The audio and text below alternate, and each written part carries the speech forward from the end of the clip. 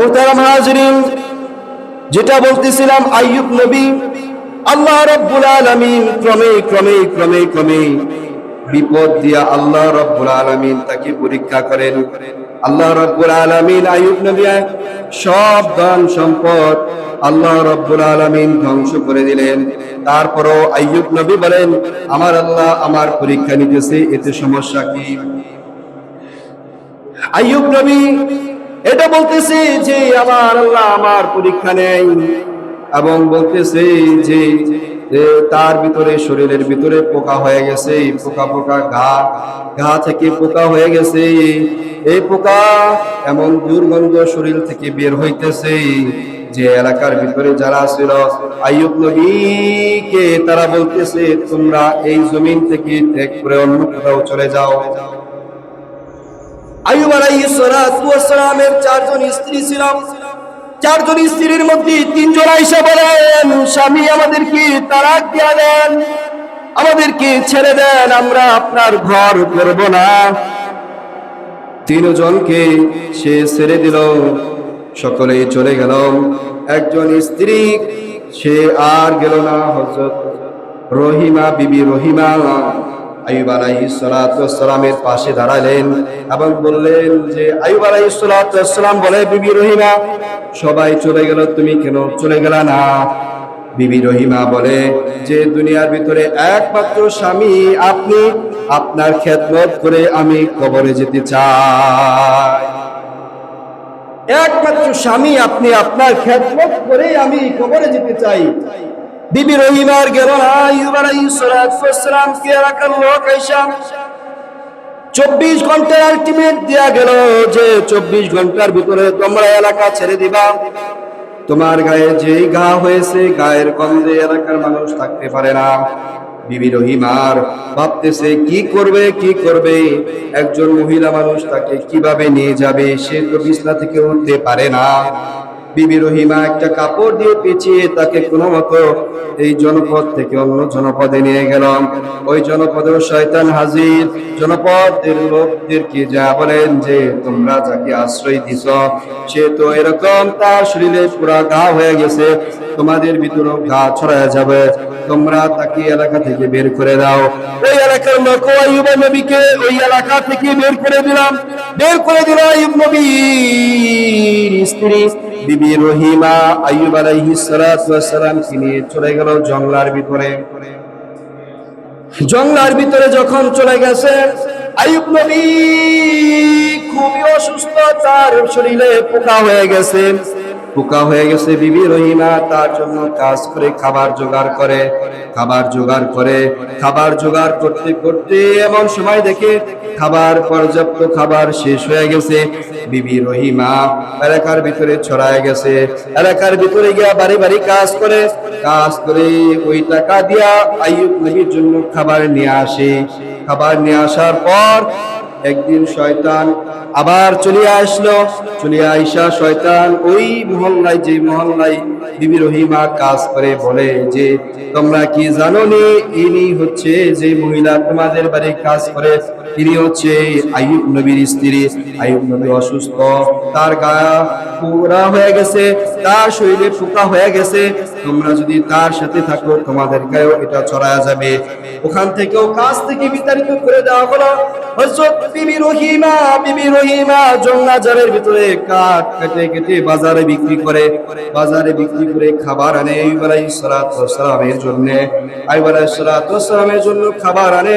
এরকম মেলা দিন চলে যাওয়ার পর শয়তান আবার ওই কাঠুরি যাদের কাছে বিক্রি করে, ওই তাদের কাছে যায় বলতেছে, তোমরা যার কাছে লাকড়ি কিনো ইনি হচ্ছে আইয়ুব নবীর স্ত্রী, তার শরীর তো পচে গেছে, তার শরীরে পোকা হয়ে গেছে, তোমরা যদি তার সাথে চলাফেরা করো তাহলে তোমাদের প্রতি এই রোগ ছড়ায় যাবে। তারাও বিক্রি বন্ধ করে দিল। হযরত বিবি রহিমা কি করবে? স্বামীর জন্য খাবার কোথা থেকে জোগাড় করবে? এখন ওই যুগের ভিতরে চুল বিক্রির একটা সিস্টেম চালু ছিল। বিবি রহিমার মাথার চুল বিক্রি করে স্বামী আইয়ুবের জন্য খাবার নিয়ে আসলেন। শয়তান আইয়ুব আলাইহিস সালাতু ওয়াস সালামের কাছে আয়েশা হাজির হয়ে গেছে। বলেন আইয়ুব নবী আপনি কি জানেন আপনার স্ত্রী বাড়ি বাড়ি চুরি করে, নাউজুবিল্লাহ, চুরি করে আপনার জন্য খাবার জোগায়, ওই খাবার আপনি নবী হয়ে কিভাবে খান? আইয়ুব নবী বলে আমি তো এটা জানি না। হয় বিশ্বাস না করলে আপনার স্ত্রীর মাথার চুল দেখবেন সকলেই কেটে দিছি। চুল স্বামীর জন্য বিক্রি করে খাবার নেওয়া যায়।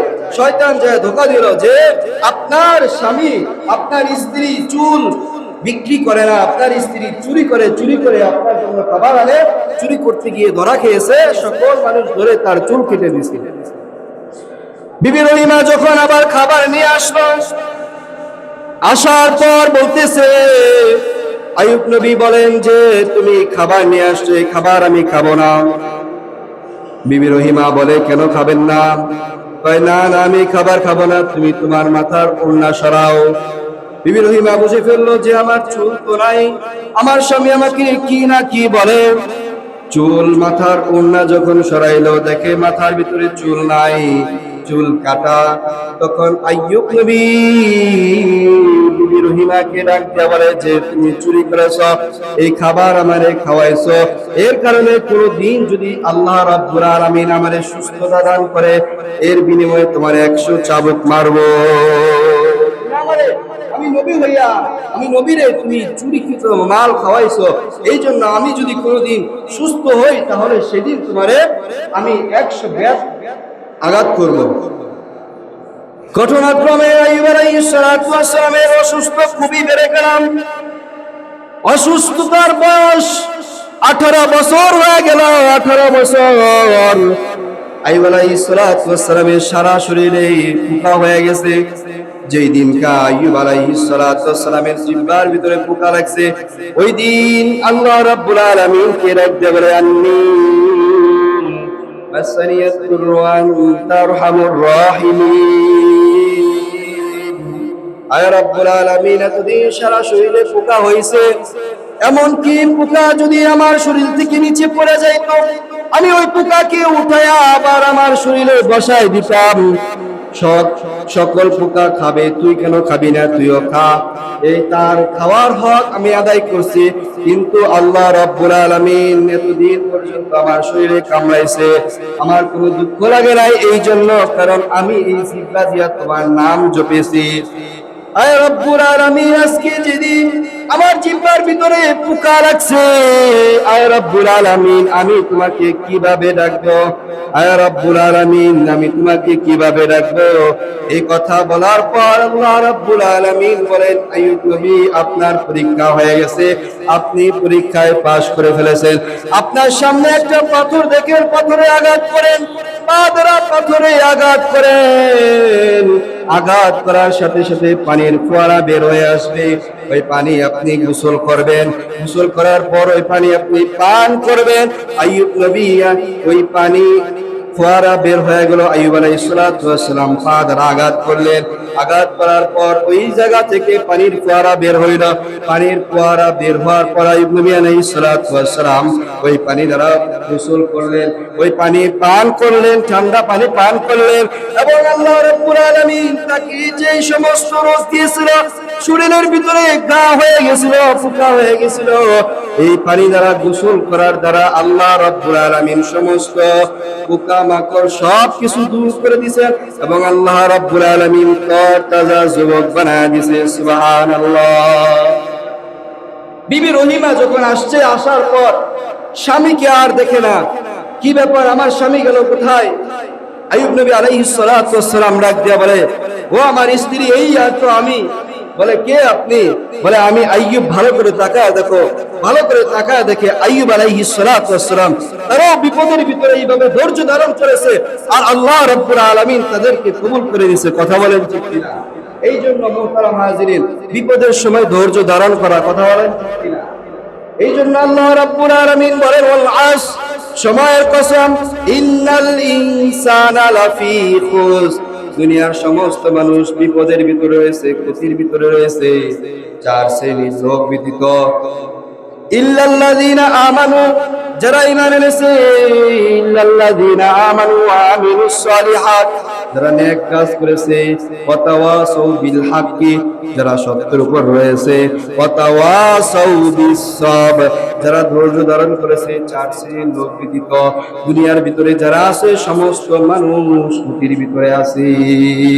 আল্লাহ রাব্বুল আলামিন এই চার শ্রেণীর ভিতরে আমাদেরকে কবুল করুক, সকলে বলেন আমিন।